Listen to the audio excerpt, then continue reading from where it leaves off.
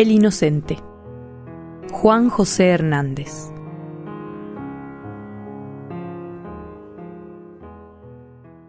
Estábamos acostumbrados a que se dijera de Rudecindo que era una desgracia para su madre, que hubiera sido preferible que naciese muerto, y otras frases por el estilo que empezaban con un piadoso «Dios nos libre y guarde» o «que Dios no me castigue, pero...»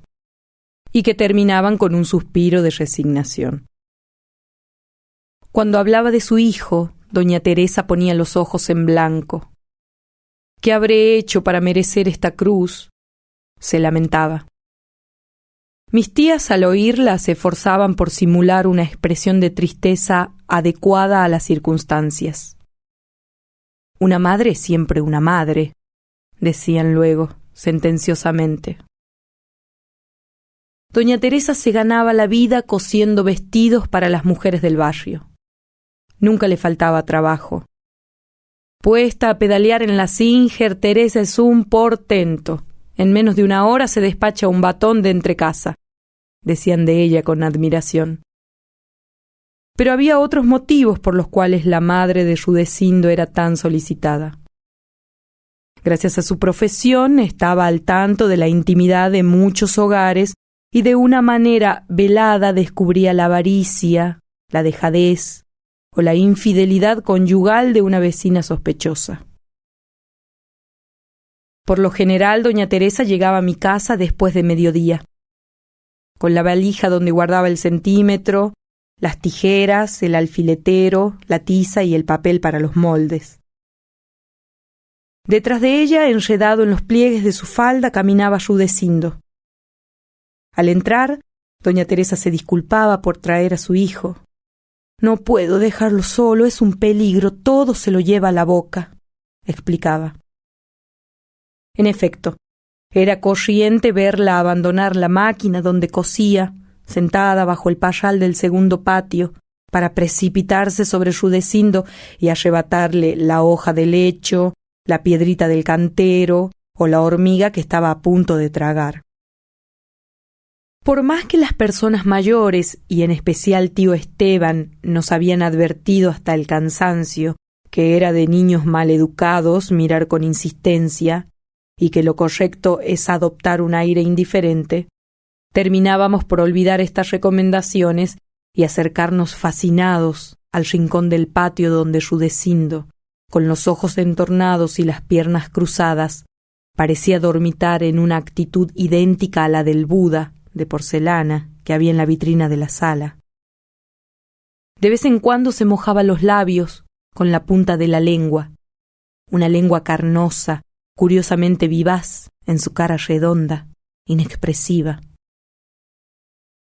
Tío Esteban, hermano de mi difunta madre, vivía con nosotros y nos odiaba a Julia y a mí, porque hacíamos ruido a la hora de la siesta, mientras él descansaba.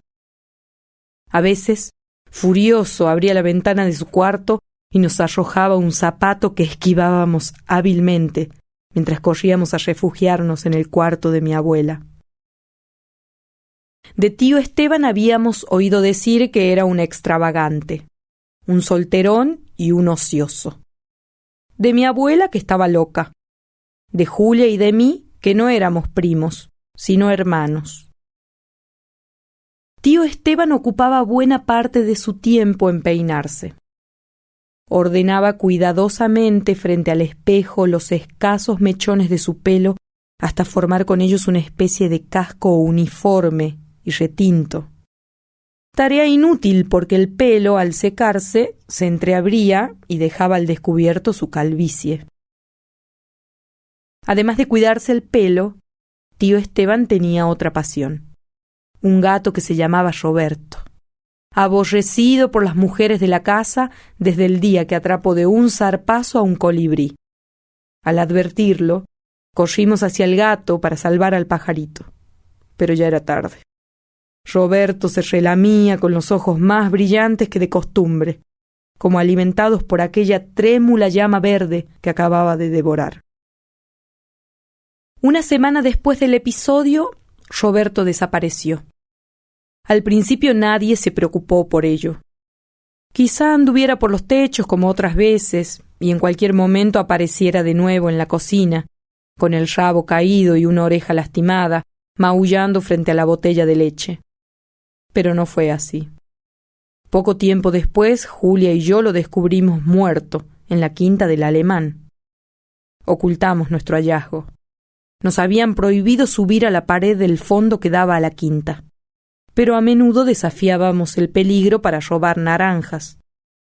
Nunca saltábamos la tapia. Hacerlo hubiera sido correr la misma suerte del gato. Provistos de un palo de escoba en cuyo extremo habíamos dispuesto un alambre en forma de gancho, cortábamos de un violento tirón las naranjas de los árboles cercanos. Abajo, los perros guardianes de la quinta ladraban, echaban espuma por la boca, mostraban los dientes, gemían de furia y de impotencia. El alemán, un ingeniero agrónomo que vivía en el centro de la ciudad, solo les daba de comer una vez por semana para volverlos más feroces. En su quinta había un tipo de naranja de piel muy fina, extremadamente dulce, que a Julia y a mí nos desagradaba, pero que hacía las delicias de la abuela, no solo a causa de su sabor, sino también porque las características del fruto le permitían un curioso entretenimiento. Con sus manos pequeñas, apretaba la naranja hasta volverla blanda como una pelota de goma. Luego, con un alfiler, la pinchaba en un extremo y por allí comenzaba a sorber el jugo, con expresión de éxtasis, lentamente. Sobre la mesa de luz quedaban amontonadas las naranjas, exangües y arrugadas, como las mejillas de mi abuela. Tío Esteban no se resignó fácilmente a la desaparición del gato.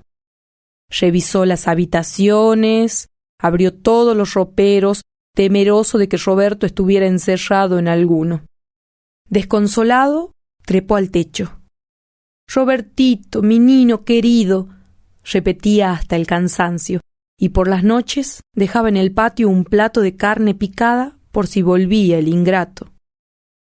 Mis tías dijeron que la ingratitud es propia de los felinos, que los gatos tienen mal olor, que a los animales no se los debe llamar con nombres de cristiano, que tío Esteban, en vez de lamentarse por esas tonterías, debía ponerse a trabajar en algo útil, y que después de todo, había en el mundo desgracias mayores, como el caso de doña Teresa, la costurera.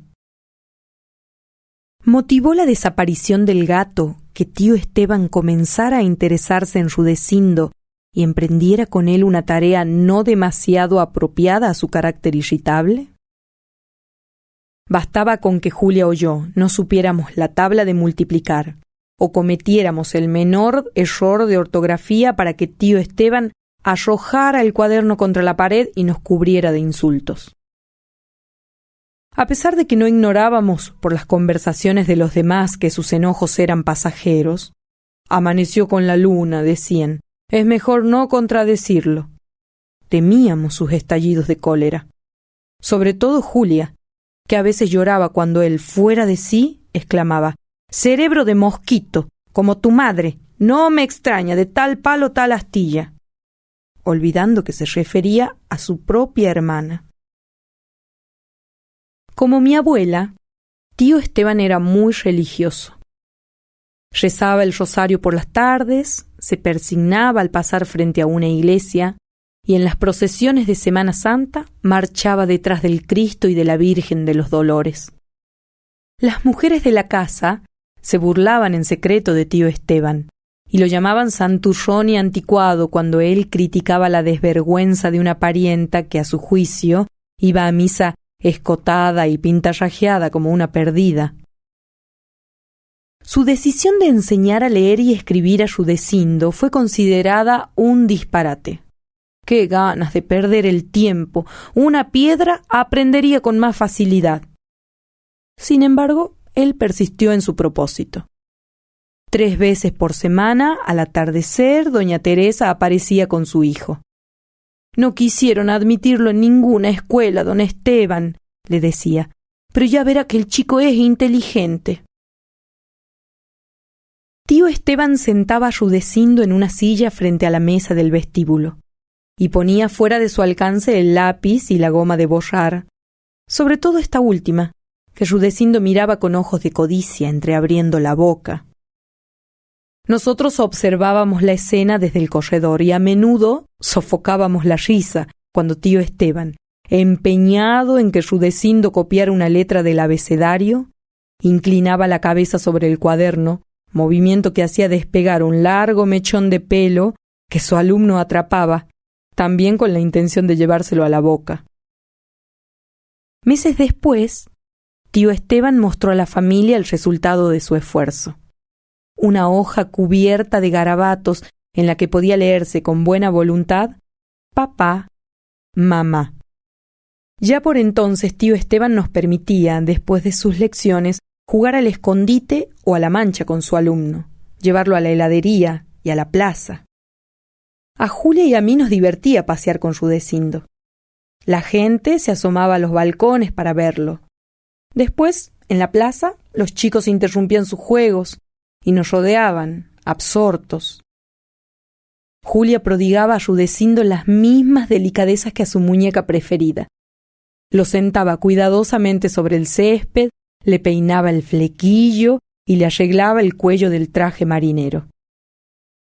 Si bien es cierto que Rudecindo no había adelantado mucho en sus estudios, el esfuerzo mental y la disciplina impuestos por mi tío desarrollaron en él cualidades que yacían aletargadas en su naturaleza. Algo, como una luz interior, empezó a despejar la informe superficie de su cara. Los párpados se alzaron, las comisuras de su boca adquirieron movilidad, sus manos, de palmas carnosas y rosadas, una gran destreza. A veces, mientras las personas mayores dormían la siesta, Julia y yo tomábamos algunas revistas ilustradas e íbamos al patio donde doña Teresa trabajaba en la máquina de coser. Rudecindo, a su lado, llenaba de números 2 la hoja de un cuaderno. «El 2 es un patito», murmuraba en voz baja, recordando la elección de tío Esteban. Julia le pedía prestadas las tijeras a doña Teresa para recortar figuras de flores y pegarlas en un álbum. Un día, ante nuestra sorpresa, Rudecindo tomó la tijera y recortó a la perfección un crisantemo. Tío Esteban, que aprovechaba cualquier oportunidad para instruirnos, nos aseguró una vez que Rudecindo, de haber nacido entre los antiguos musulmanes, hubiera gozado de un prestigio comparable al de un santo. Lo cierto es que Julia y yo habíamos observado ya que Rudecindo ejercía ciertas influencias misteriosas sobre los pájaros y otros animales. Era frecuente que los gorriones se acercaran a él y se posaran en su cabeza. Las palomas, al verlo, hinchaban el buche y daban vueltas a su alrededor, confiadas, rumorosas. Pero el episodio más sorprendente ocurrió una tarde, cuando volvíamos de la plaza. Al pasar junto a la quinta del alemán, los perros guardianes que mataron el gato de mi tío nos reconocieron y empezaron a mostrar los dientes, amenazadores, detrás del alambre tejido. Rudecindo se zafó de nosotros y echó a correr en dirección al portón. En el acto los perros se calmaron. Moviendo la cola, gemían cariñosamente, las orejas echadas hacia atrás. Luego se revolcaron en el pasto, agitando en el aire sus patas encogidas y flojas, satisfechos y mimosos, como si una mano invisible les rascara la barriga. Sin embargo, Rudecindo no cambió por completo. De vez en cuando tenía raptos durante los cuales recuperaba su aspecto oriental. Entornaba los párpados, el labio inferior le caía sobre el mentón huidizo, burbujas de saliva adornaban nuevamente las comisuras de su boca. Otro detalle que nos llamó la atención fue la simpatía que mi abuela demostró por Rudecindo, no bien lo conoció, hasta el punto de regalarle uno de los caramelos de leche que guardaba debajo de la almohada. Hacía más de 20 años que mi abuela no se levantaba de la cama, y en los últimos tiempos hablaba y se conducía como una muchacha soltera.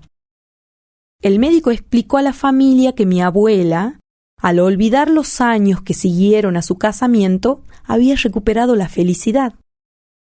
Algunas malas lenguas dijeron que era una lástima que hubiese perdido la memoria porque la anciana, 2 veces viuda y de una famosa belleza en su juventud, tendría sin duda muchas cosas interesantes para recordar. La perturbación de mi abuela la llevó a evitar el trato de las personas mayores y a enfurecerse cuando alguno de sus hijos, en un momento de descuido, la llamaba mamá. Su tema favorito eran los noviazgos y rivalidades amorosas de hombres y mujeres, la mayoría muertos, que había conocido a principios de siglo. En eso era distinta de doña Celina, una de las pocas amigas de su generación que solía visitarla los domingos, a la salida de misa, y que no recordaba nada, absolutamente nada, salvo el nombre de la medicina contra la arteriosclerosis, o el de la pomada para aliviar el reumatismo. Al irse la visita, mi abuela sonreía con dulzura. Decía: «¡Qué pena! Con ese peinado tan sin gracia y esos dientes tan feos, Celinita nunca se casará». A Julia y a mí nos gustaba que mi abuela dijera que éramos novios. Yo pensaba casarme con Julia cuando terminara mis estudios. ¿Tío Esteban acaso no nos había explicado que el matrimonio entre hermanos en las familias reales de Egipto estaba permitido? Precisamente el año en que terminé 6º grado, durante las vacaciones mi abuela cambió de actitud hacia Rudecindo. Estábamos en su dormitorio, hojeando viejos ejemplares de caras y caretas, cuando me llamó y me dijo en voz baja, con la mirada fija en Rudecindo: «¿Quién es ese hombre? No lo conozco, que se vaya inmediatamente de mi cuarto». Divertido por esta nueva rareza de mi abuela, al día siguiente le repetí a Julia sus palabras. «Tienes razón», me dijo. «A mí, de solo verlo, me da escalofríos». Habían pasado 2 veranos desde que tío Esteban tuvo la idea de educar a Rudecindo, sin obtener ningún éxito en su empresa. Pero doña Teresa continuaba enviándolo por las tardes a casa. «Pobrecito, conmigo se aburre», explicaba. «Pero si molesta demasiado me lo mandan de vuelta con toda confianza». Mis tías dijeron que Rudecindo no molestaba, que era muy juicioso y que nosotros deberíamos aprender de él, tan calladito, mirando durante horas la figura del almanaque del vestíbulo, una bañista en el extremo del trampolín, o aguardando pacientemente que asomara el cucú del reloj. La reacción de mi abuela hizo que yo reparara en el aspecto de Rudecindo. Contrariamente a Julia y a mí, que crecíamos hacia arriba y teníamos las piernas largas y flacas, el cuello frágil, la cara angosta, triangular, crecen como la mala hierba, decían de nosotros. De un año a otro, ninguna ropa les queda bien. Rudecindo crecía a lo ancho, sin aumentar su estatura, hasta adquirir el aspecto de un enano musculoso. Sus mejillas se cubrieron de vello. El timbre de su voz era ronco y monótono. Hacía pensar en el canto de los sapos, o de un repollo, si los repollos tuvieran voz. También Julia había cambiado, aunque en otro sentido. En vez de salir conmigo, prefería pasear con sus amigas. Cuchicheaban entre sí y de sus conversaciones me excluían como a un intruso. Cuando una vez le propuse robar naranjas, me contestó que una señorita no se trepa a las tapias y que aquellos eran juegos para chicos de mi edad. «Sí», continuó Julia, «Rudecindo es un puerco, siempre mirando el almanaque, con la mano en el bolsillo del pantalón». Ruborizado, sin atreverme a levantar los ojos, balbucié: «No entiendo lo que querés decir». Luego en mi cuarto lloré amargamente, culpable ante mí mismo, despreciado por Julia y por el mundo. Un buen día Julia decidió abandonar su nuevo estilo de señorita recatada para que fuéramos a cortar naranjas de la quinta del alemán. Tuvo también la idea de llevar a Rudecindo con nosotros. Con él no hay peligro de que los perros se alboroten y despierten a tío Esteban, que en castigo nos dejará el domingo sin ir al cine. ¿Acaso Rudecindo no ejercía sobre los animales un extraño poder comparable al de Andrócles, que acariciaba impunemente la rojiza melena de un león ante la decepcionada muchedumbre de espectadores romanos? Yo tenía mis dudas acerca de la eficacia de su poder, porque, como decía mi tío, la fuente de la gracia se agota con los malos pensamientos. Y no eran precisamente buenos aquellos que turbaban a Rudecindo delante del almanaque del vestíbulo. Esa tarde fuimos a buscarlo. Doña Teresa levantó a su hijo de la cama donde dormía la siesta. «Ustedes son unos santos», nos dijo. «Miren que molestarse por él y con este calor». Llevamos a Rudecindo hasta el portón de la quinta. Habíamos decidido que entretuviera a los perros, mientras nosotros, desde la tapia del fondo de mi casa, cortábamos naranjas con la mayor tranquilidad. Ágil como un mono, Rudecindo trepó por el alambre tejido y de un salto cayó del otro lado del cerco. Avanzó entre los árboles. Se sentó a esperar. Nos disponíamos a volver a casa cuando vimos a los perros que corrían presurosos en dirección a Rudecindo. Entonces nos detuvimos a contemplar la consabida escena, la conversión de las fieras en corderos.